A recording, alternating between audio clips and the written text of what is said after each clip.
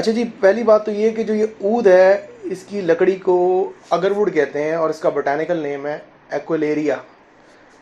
और क्या कहते हैं, जो इसकी ओरिजिन है Cambodia, India, Vietnam, Laos, Thailand, बहुत सी जगह है। और लेकिन मोस्ट ऑफ द अस जो हम अंडरस्टैंड करते हैं वो इंडिया से इसको ओरिजिनेट करते हैं।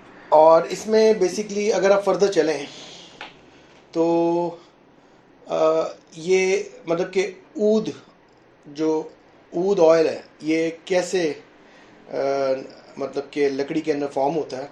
नॉर्मली अगर आपने सुना हो संदल के बारे में या और पचूली या और ट्रीज़ के बारे में जो ऑयल प्रोड्यूस करते हैं, बेसिकली क्या होता है कि आप लकड़ी को सिंपली चॉप आउट करते हैं, उसके बाद उसको ग्राइंड करते हैं और सोक करते हैं और सिंपली डिस्टिल कर लेते हैं तेल आ जाता है। अगरवुड के अंदर ये चीज़ नहीं होती, इसमें प्रॉपर एक हिकमत शामिल है। इन अगरवुड एक्वेलेरिया ट्री के ऊपर ट्री को इन्फेक्टेड होना ज़रूरी है।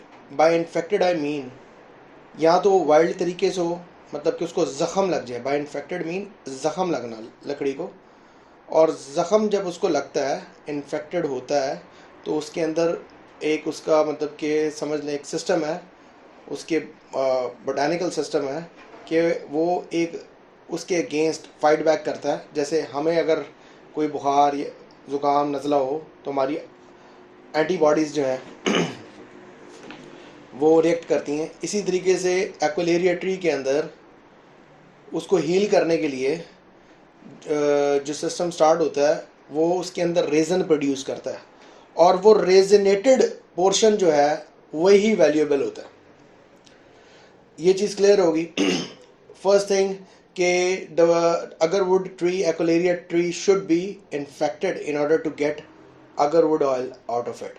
यानी तेल निकालने के लिए, अगरवुड को निकालने के लिए, ऊद को निकालने के लिए ट्री का इन्फेक्टेड होना ज़रूरी है। अब इसमें दो किस्में आ जाती हैं, एक आ जाती वाइल्ड, एक आ जाती कल्टीवेशन, कल्टीवेटेड। बाय वाइल्ड मैंने आपसे जैसे अर्ज़ किया है कि वो नेचर के हिसाब से इन्फेक्ट हो और उसके बाद क्या कहते हैं मामला चलें। लेकिन आज के दौर में मार्केट के अंदर आपको वाइल्ड नहीं मिलेगा। उसका रीज़न ये है कि डिमांड एंड सप्लाई, मार्केट की रिक्वायरमेंट ज़्यादा है। बड़ी बड़ी perfume companies agarwood oil use करती हैं, अतर्स में डलते हैं। तो क्या होता है कि कल्टीवेशन वाला है, कल्टीवेटेड जो अगरवुड है वो अवेलेबल है। अब कल्टीवेटेड में आपके जहन में क्वेश्चन आएगा कि वो इन्फेक्ट कैसे होंगे। उसमें ऐसा होता है कि आपको छोटी सी एग्जांपल देता हूँ कि आपने एक बाग लगाया, जैसे आम का बाग होता है, किन्नू का बाग होता है। आपने एक बाग लगाया अगरवुड का और उसको आर्टिफिशली इन्फेक्ट किया, मारा, ज़ख़म किया। और ज़ख़म करने के बाद जो लोग इनको कल्टीवेट करते हैं उनके पास एक फार्मूला होता है। उसको फार्मूला एक समझ लें, उन्होंने एक कोई केमिकल बनाया होता है, वो उसको उसके अंदर इन्फेक्ट कर देता है, इंजेक्ट कर देते हैं। और वो इंजेक्शन जो है उसके प्रोसीजर को बेसिकली तेज़ कर देता है और ज़्यादा रेजन शामिल होता है जब आप आर्टिफिशियली इंजेक्ट करते हैं ना। और देन इट कम्स टू कि वो इन्फेक्टेड हो जाता है और नाउ आप उसके अंदर से जो अगरवुड ऑयल है वो ले सकते हैं। अब अगरवुड ऑयल निकालने के दो तरीके हैं। एक तो वो हो गए artisanal, number one. By artisanal I mean like Ansar wood, अगरोरा, अरीजला दौरे, ये हाउसेस जो रिप्यूटेड हाउसेस हैं ये आर्टिस्टिकली ऑयल को क्या कहते हैं डिस्टिल करते हैं।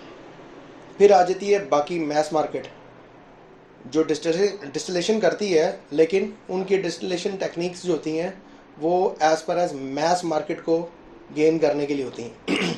अब इनमें जो बेसिक फ़र्क है वो मैं आपको थोड़ा सा एक्सप्लेन कर दूं। जो मैस मार्केट की डिस्टिलेशन होती है वो सिंपली आप क्या कहते हैं अगरवुड इन्फेक्टेड पोर्शंस को निकालते हैं, उसको ग्राइंड करते हैं, पाउडर बनाते हैं और उसके बाद उसको सोक कर देते हैं। बाय सोक मीन्स ड्रम के अंदर पानी भरा और वो सारा पाउडर डाल दिया उसके अंदर। नाउ व्हाट दे डू कि वो उसको हफ्तों के लिए छोड़ देते हैं।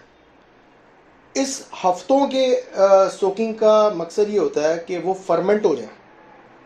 फर्मेंटेशन से मेरी मुराद ये है, जैसे आप दही बनाते हैं या चीज़ बनाते हैं, दही के अंदर क्या होता है, दूध के अंदर आप दही की झाग लगाते हैं तो क्या होता है, एक बैक्टीरियल क्या कहते हैं अटैक होता है, और एक बैक्टीरिया जो है वो उसको फर्मेंट कर देता है, क्या नाम है, दही कर्ड बना देता है। वो सेम बैक्टीरिया जो है ना, ये फर्मेंटेशन के अंदर यूज़ होता है अगरवुड के। वो पानी के अंदर उसको सोक कर देते हैं, सोक करने के बाद हफ्तों पड़े रहेगा पाउडर, और जब वो ग्रीनिश हो जाएगा यानी उसमें वो बैक्टीरिया जो है चल पड़ेगा, फिर वो उसको डिस्टिल कर देते हैं। और उनका ये मानना है कि इस फर्मेंटेशन की वजह से जो यील्ड है, yield by yield I mean कि जो तेल निकलता है वो ज़्यादा निकलता है as compare to non fermented procedures. अच्छा, अब आ जाए आप आर्टिसनल के ऊपर। आर्टिसनल से मुराद ये है, लाइक ये इंसार ऊद हो गया या जो इस तरह के रिप्यूटेड ब्रांड हैं, ये कोशिश करते हैं कि ख़ुद जाके लकड़ी अगरवुड क्वालिटी की ढूंढते हैं, हार्वेस्ट करते हैं, उसके बाद अपने सामने उनको ग्राइंड करते हैं, पाउडर करते हैं, फिर उनको सोक करते हैं, लेकिन फर्मेंट नहीं करते, फर्मेंटेशन नहीं करते, सोक करते हैं। और जिस पानी में वो सोक करते हैं उस पानी की भी वैल्यूज़ होती हैं। इसकी मिसाल मैं आपको ऐसे दे सकता हूँ कि मतलब कि जो जिस पानी में वो यूज़ करते हैं mineral water, by mineral water mean आबशारों का पानी, ऐसा पानी जिसकी अपनी एक तकवीयत हो, और फिर वो उसको जब डिस्टिल करते हैं तो उस डिस्टिलेशन टेक्निक के अंदर उनकी इक्विपमेंट बहुत ज़्यादा साफ़ सुथरी होती है साफ़ सुथरी, प्लस टेम्परेचर बहुत ज़्यादा उन्होंने मॉनिटर रखा होता है, बड़ा लो टेम्परेचर के अंदर उसको डिस्टिलेशन करते हैं एज़ कम्पेयर टू जो मैस मार्केट है। वो डिस्टिलर्स जो हैं वो ज़ाहिर है उन्होंने इतनी बड़ी मार्केट को कैप्चर करना है तो वो बस डिस्टिल करते हैं, 33 हो निकले, बस निकले, सिंपल। तो ये जो थोड़े थोड़े मिनॉरिटी जो डिफरेंसेस हैं, ये उसकी क्वालिटी को बहुत इम्प्रूव कर देते हैं।